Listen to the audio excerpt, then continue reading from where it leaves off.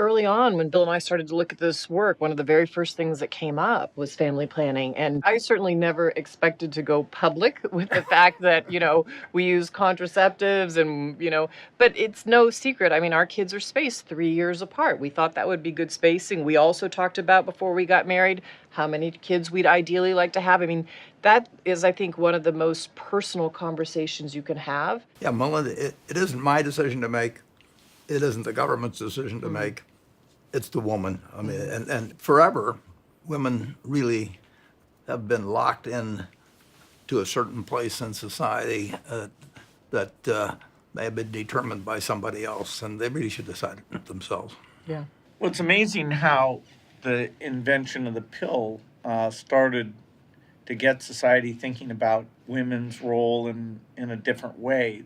Giving women these choices and family these choices will often let them invest more in the kids that they do have. And while those are individual choices, it can make a huge difference for an entire society that you have a generation that comes along and their health and education is much better than the generation before. And that's why so many countries have moved up to middle income and self-sufficiency. Letting women have control is certainly an element of that magic advances. We know if you give women a basket of choices, they use different types of contraceptives depending on where they are in their lives and what they need. And we know from every society around the world, it only takes one generation. But you have to have that basket so that women can make the choices that are appropriate for their family at the right time. And they should have that choice. Bill, you and I would not have liked not having freedom of choice about what we did with our lives. We did not want it to be dictated by somebody else or by limitations that society had imposed upon us. And I was lucky in 1930 when I was born male. I had a better opportunity than my sisters, who are equally better citizens and smarter, had way better personalities than I have. And they simply didn't have it.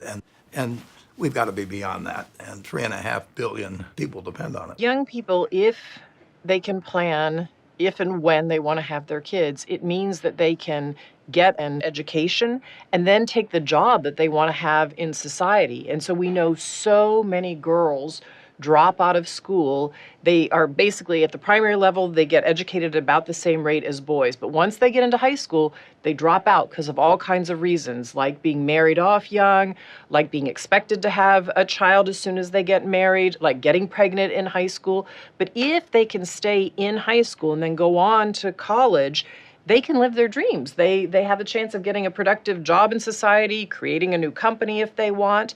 And so it literally unlocks the cycle of poverty for young people. And I think that is so fundamental. It's fundamental in Africa. These young people can be productive and can help economies raise up and do what they want.